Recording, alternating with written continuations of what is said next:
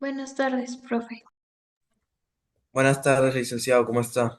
Buenas tardes, alumnos. Bien, gracias, Víctor, por tu pregunta. En breve vamos a dar inicio a la clase. Esperemos unos minutos. Caso que no se conecte nadie más, daremos inicio a las 2:05.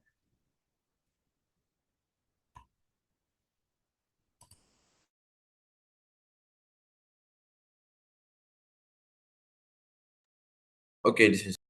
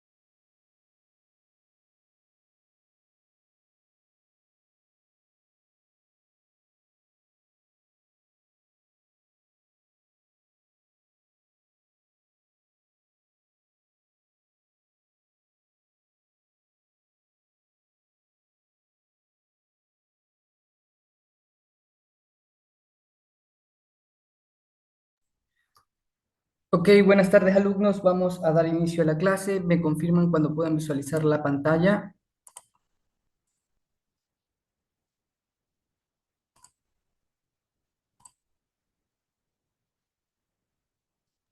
Ya se ve. Ok, gracias, Torres. Como pueden visualizar, vamos a profundizar en el tema del aparato reproductor femenino. Hemos visto ya lo que era el aparato reproductor masculino. Ayer hemos socializado bastante lo que es el tema. En este caso sería el aparato reproductor femenino. Por favor, Torres, da inicio a la lectura. A continuación veremos las partes del aparato reproductor femenino, óvulos. Son dos órganos situados en la cavidad pélvica encargados de la producción de óvulos. Trompas de falopio son dos conductos, cada uno de los cuales comunica con un ovario y con el útero. Se encarga de recoger los óvulos liberados por los ovarios y conducirlos al útero. Útero o matriz es un órgano musculoso que puede ensancharse para alojar al feto en caso de embarazo. Una de las capas que la constituyen es el endotrimo, capa mucosa con varios vasos sanguíneos que se generan periódicamente y cuya función es proteger y nutrir al óvulo fecundado. Vagina. Es el conducto que comunica el útero con el exterior. Sus paredes son musculosas y elásticas. Vulva. Es la parte exterior del sistema reproductor femenino y consta del monte de Venus, los labios mayores, los labios menores, el clítoris, pequeño órgano eréctil. Entre los labios menores y la pared vaginal se encuentran las glándulas de Bartolino, que se encargan de secretar un líquido lubricante antes del coito.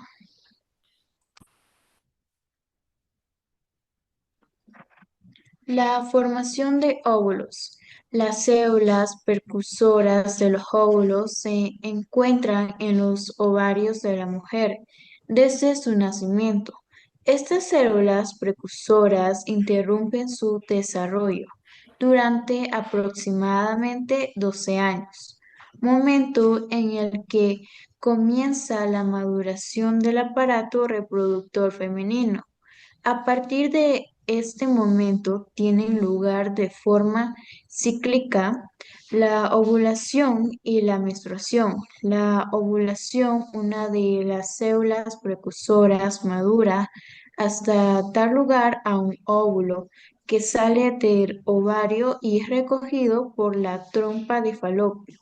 Este proceso recibe el nombre de ovulación. Durante la maduración del óvulo, el endometrio se engrosa con la finalidad de albergar el óvulo fecundado.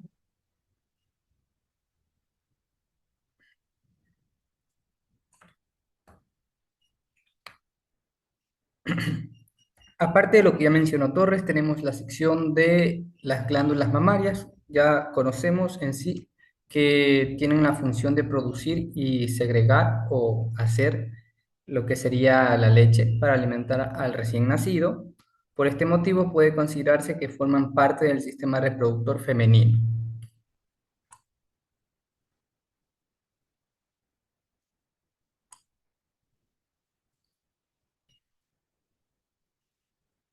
Torres mencionaba el tema de la ovulación.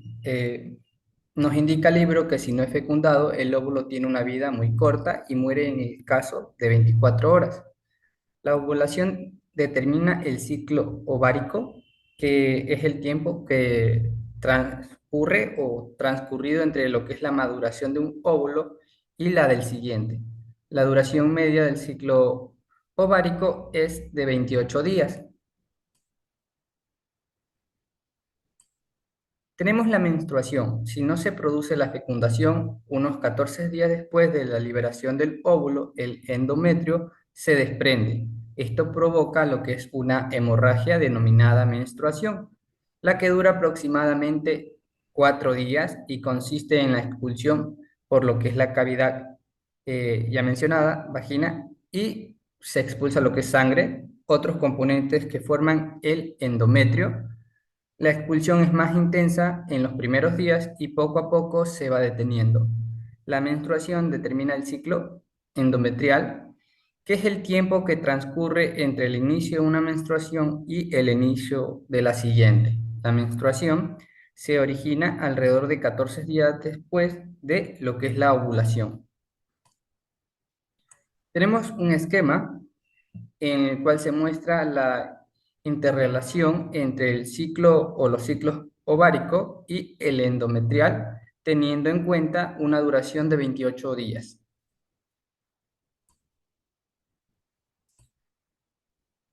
La interrelación de ambos ciclos determina el periodo fértil de las mujeres, que es el intervalo de días en el que tienen la probabilidad de embarazo, es la más elevada entre esos días, lo que sería el periodo fértil.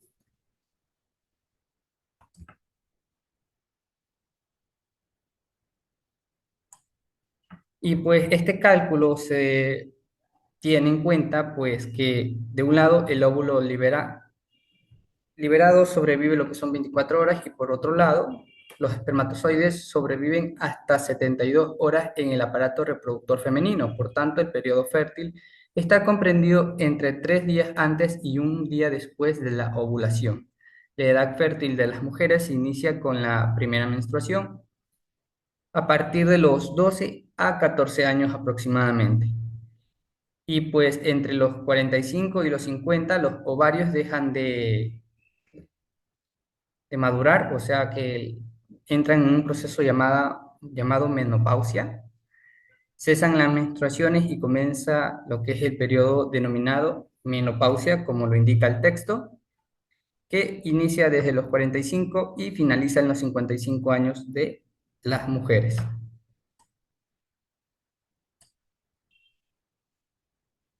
Tenemos otra sección llamada las hormonas femeninas, y nos indica el texto que en los ovarios se sintetizan los estrógenos, que son los encargados de proseguir el proceso de maduración de los óvulos y de regenerar el endometrio después de la menstruación. También se sintetiza lo que es la progesterona, que en sí está preparada para el endometrio, para la implantación del óvulo. Si no se produce la fecundación, la síntesis de esta hormona se detiene. Tenemos una serie de preguntas, dos para ser exactos, que hay que responder. Por favor, Víctor, responde la primera pregunta.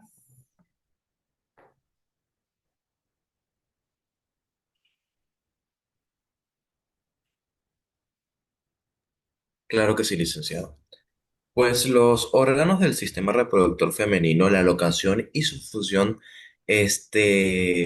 pues primero vamos con la vagina. La locación sería que es el conducto situado entre el útero y el interior del cuerpo. La función comunica el útero con el exterior del cuerpo, permite la salida de flujo menstrual, recibe a la pene durante el coito y forma el canal por donde sale el bebé durante el parto. Esta información está basada mediante lo del texto. Después vamos con los ovarios. La locación sería dos, son los dos órganos ubicados en la cavidad pélvica, uno a cada lado del útero. La función, pues, produce los ó- óvulos, sintetizan las hormonas femeninas, que serían estrógenos y pro, eh, progestora, Rona, y también inicia y regula los ciclos reproductivos como la ovulación. Después vamos con la vulva. La localización, pues, sería como por la parte externa del aparato reproductor femenino. Su función, pues, protege las estructuras internas. Incluye el monte de Venus, labios mayores, labios menores y clítoris. También el clítoris funciona como un órgano sensitivo y también contiene las glándulas de Bartolinio que lubrican antes del coito. Eh, por penúltimo serían las tropas de Falipio, La localización, pues son dos conductos que conectan los ovarios con el útero. Su función sería que recogen el óvulo liberado durante la ovulación, transportan el óvulo hacia el útero y son el lugar donde ocurre la fecundación normalmente. Y por último, el útero. La locación, pues, sería por el órgano muscular situado en la cavidad pélvica entre la vagina urinaria y el recto. Su función sería alojar y proteger al embrión o también feto durante el embarazo, pues también su capa interna, el endometrio, se engrosa para permitir la implantación del embrión y por último, pues durante el parto participa en las contracciones para la expulsión del bebé. Ok, excelente, Víctor. La segunda pregunta, por favor, Lema, ¿puedes resolverla? Sí, Liz. La semejanza sería que ambos procesos ocurren por meiosis, un tipo de división celular que reduce el número de cromosomas a la mitad. La segunda semejanza sería que ambos producen gametos haploides, es decir, células sexuales con 23 cromosomas. Las diferencias serían la cantidad producida. En los hombres se producen millones de espermatozoides diariamente y en las mujeres se producen solo un óvulo por ciclo, generalmente cada 28 días. La segunda diferencia sería el inicio y la duración del proceso. La espermatogénesis empieza en la pubertad y continúa toda la vida. La ovogénesis empieza antes del nacimiento, en el feto, y se completa ciclo a ciclo desde la pubertad hasta la menopausia. Ok, excelente, Lema. Tenemos el siguiente tema que es la fecundación, embarazo y parto en los seres humanos. Por favor, Torres, da inicio a esta parte de la lectura. La fecundación, embarazo y el parto son tres procesos relacionados con la función de reproducción que tienen lugar en el interior del cuerpo de la mujer. La fecundación es la unión de un óvulo y de un espermatozoide en el interior del sistema productor femenino. La unión de las dos células es posible si durante el periodo fértil de la mujer se realiza el coito, que consiste en la introducción del pene erecto en el interior de la vagina y la eyaculación, es decir, la expulsión del semen. Veamos qué ocurre a partir del momento que tiene lugar la eyaculación.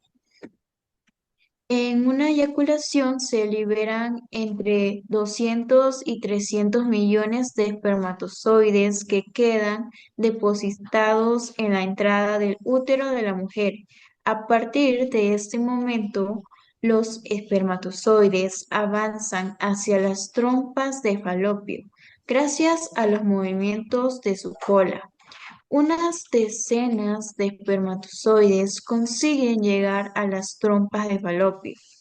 Si en ese momento hay en ellas un óvulo maduro, se puede producir la fecundación entre este óvulo y solo uno de los espermatozoides. Como consecuencia de esta unión, se formará la célula huevo o cigoto. A partir de este momento se inicia el embarazo, fecundación, cigoto, embrión, inicio de la adquisición del endometrio e implantación. Cuando el cigoto se divide por primera vez, da lugar al embrión, que se desplaza desde las trompas de falopio hacia el útero, mientras realiza sucesivas divisiones celulares. Cuando el embrión llega al útero, se produce la implantación, es decir, el embrión se adhiere al endometrio, donde se desarrolla para formar un nuevo ser. La implantación tiene un lugar 7 u 8 días después de la fecundación. A partir de la implantación del embrión, el útero empieza a desarrollarse la cavidad amniótica, la placenta y el cordón umbilical. Cavidad amniótica es la cavidad que contiene el embrión. Está constituida por la membrana amniótica y el líquido amniótico. Esta cavidad mantiene hidratada al embrión, lo protege de los golpes y de los posibles cambios de temperatura, a la vez que amortigua los movimientos del cuerpo de la madre.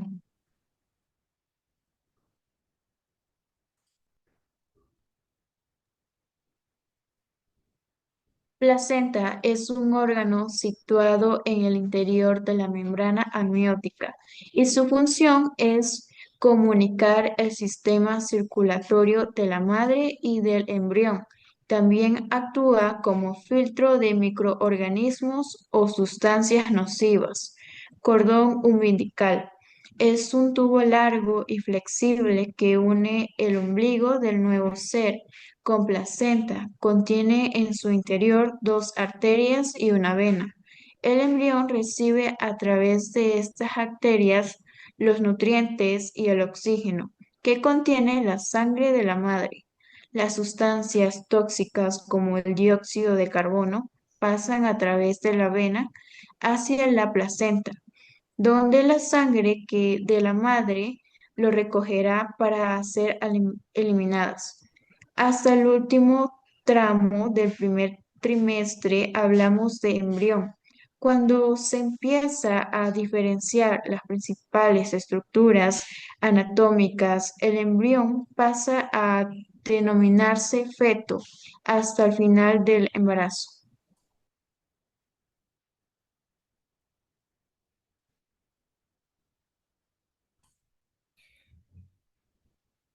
Hasta el último tramo del primer embrión, cuando se empieza a diferenciar las principales estructuras atómicas en el embrión, pasa a denominarse efecto hasta el final del embarazo. A continuación, veremos cómo se desarrolla el embrión y el feto a lo largo del embarazo.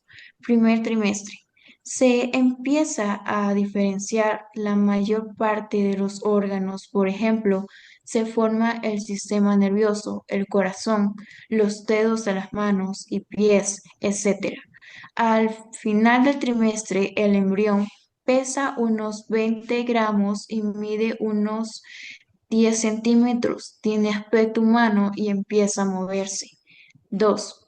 Segundo trimestre. El feto ya tiene todos los órganos desarrollados, excepto los pulmones, que aún no están preparados para respirar. Se mueve mucho y chupa el dedo. La madre puede recibir los movimientos. Al final del trimestre pesa aproximadamente 900 gramos y mide unos 32 centímetros. También la ecografía es una técnica muy utilizada en la actualidad para llevar a cabo un control del proceso del embarazo. A lo largo del embarazo se recomienda un milímetro de 3 ecografías. La ecografía permite determinar la madurez del efecto y observar los latidos del corazón y movimientos. 3. Tercer trimestre. Los pulmones se preparan para respirar debido al crecimiento del feto. Esto ocupa todo el espacio disponible en el útero y se mueve muy poco. Hacia el final del embarazo se sitúa la cabeza abajo y se encaja en la pelvis de la madre. En el momento de nacer, el peso medio es de 3 hasta 3,5 kilogramos y mide unos 50 centímetros. Ok, excelente, Torres. Por favor, continúa, Víctor. Claro que sí. Cuando han transcurrido las 40 semanas de embarazo, tiene lugar el parto, que es que es la salida al exterior del feto y de las membranas que lo rodean. Las, las señales que indican el inicio del parto son la ruptura de la membrana de la membrana amniótica. La rotura de esta membrana libera el líquido amniótico. A, a este hecho se le hace comúnmente en como romper aguas. Inicio de las contracciones uterinas. Al principio son contracciones suaves y ligeramente dolorosas, pero al transcurrir el tiempo, al, se, se van haciendo más frecuentes e intensos. A partir de este momento tiene lugar tres fases: la dilatación, la expulsión y el alumbramiento. Dilatación. Debido a las contracciones uterinas cada vez más frecuentes, se van ensanchando el cuello del útero cuando éste alcanza los 10 centímetros de diámetro. La fase termina. Expulsión. Prosiguen las contracciones uterinas y normalmente entre 3 y 5 horas después comienzan los dolores de expulsión, que se producen cuando la cabeza del feto presiona sobre la vagina para salir. En el momento del nacimiento, primero aparece la cabeza, luego luego un hombro y rápidamente el resto del cuerpo. En ese momento se pinza el cordón umbilical para evitar no,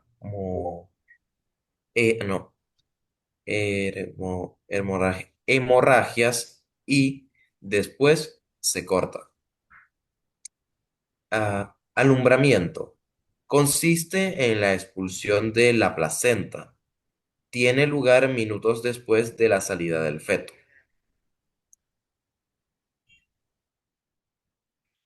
Ok, excelente, Víctor. Tenemos la sección y también nos indica que las hormonas durante el embarazo y el parto. En el embarazo, la placenta segrega estrógenos y progesterona. Los estrógenos favorecen a lo que es el crecimiento del útero y el desarrollo de las glándulas mamarias. En el caso de la progesterona, mantiene la consistencia de las paredes del útero y evita que se produzcan contracciones. En el parto, las glándulas suprarrenales del feto segregan cortisol, que provoca que aumente la formación de estrógenos y que disminuya la síntesis de progesterona. Por esto empiezan las primeras contracciones uterinas y lo que es en el hipotálamo de la madre se segrega oxitocina, que estimula las contracciones y favorece la recuperación del tamaño de lo que es el útero y estimula las glándulas mamarias. Tenemos un par de preguntas en la parte final de lo que sería el texto y nos indica, define las siguientes palabras: fecundación, coito, eyaculación, cigoto, embrión, embarazo, implantación, cavidad amniótica, placenta, cordón umbilical y feto. Lema, por favor, ¿puedes resolver la primera pregunta?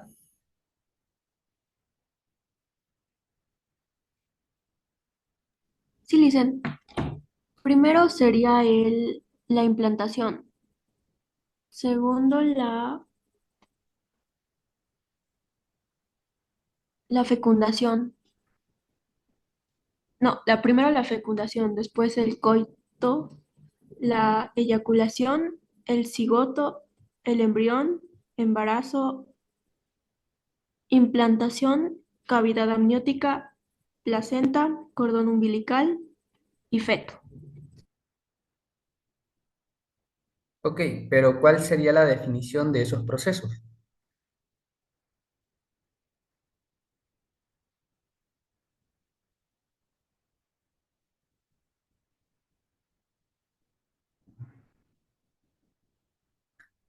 Lema, ¿cuál sería la definición de los procesos que acabas de mencionar?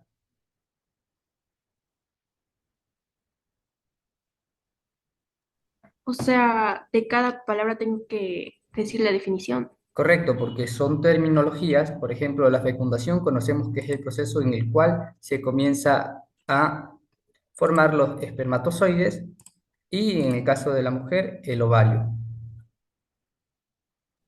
Ya, dicen, ¿puede volver a poner la pantalla porque no se ve? Ok, ¿me confirmas? ¿Puedes visualizar? Sí, ahorita sí. Ya.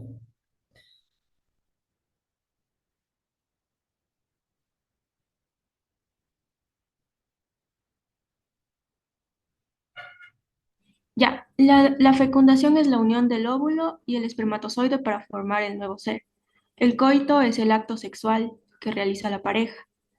La eyaculación es la expulsión del semen desde el pene durante el acto sexual. El cigoto sería la primera célula que se forma después de la fecundación. El embrión sería la etapa del desarrollo del bebé desde la fecundación hasta la semana 8. El embarazo sería el periodo en el que un bebé se desarrolla dentro del útero. La implantación, fijación del embrión en la pared del útero para seguir creciendo. La cavidad amniótica, espacio en el que está el líquido de la madre donde el bebé se protege y se desarrolla. La placenta, es el órgano que alimenta al bebé y le da oxígeno durante el embarazo. El cordón umbilical sería la estructura que conecta al bebé con la placenta y lleva nutrientes y oxígeno. El feto, etapa del bebé desde la semana 9 del embarazo hasta el nacimiento. Ok, excelente lema. Tenemos la segunda pregunta. Ordena secuencialmente las siguientes fases del embarazo y del parto. Implantación, bueno, en este caso no vamos a hacer la segunda pregunta. Vayamos a la tercera y nos indica qué órganos tardan más en desarrollarse en el feto. Torres, ¿puedes responder esta pregunta? Claro, el órgano que más se tarda en desarrollar en un efecto serían los pulmones, ya que son los órganos que más tiempo tardan en desarrollarse, ya que durante la gestación el feto llega a formarse de poco a poco. Generalmente todos estos órganos desde el primer trimestre comienza a formarse, después serían los pulmones que aún no están listos para funcionar del todo, pero ya se van creando poco a poco. Dentro del útero no respira el aire, sino que recibe el oxígeno a través de la placenta y lo que era el cordón umbilical. También durante el segundo y tercer trimestre se va desarrollando y madurando, que ayuda a la producción de sustancias necesarias, ya sea como respirar después del nacimiento, y por eso el bebé comienza a tener más dificultades que es para respirar, ya que sus pulmones aún no están preparados del todo para lo que es respirar. Ok, excelente respuesta, Torres. Víctor, ¿cuál crees que es la importancia en que se dividan lo que es el ciclo del embarazo en 3 trimestres?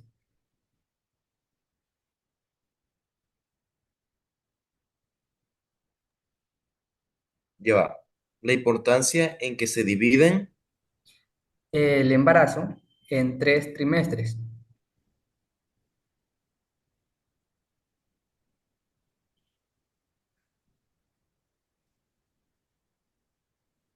pues,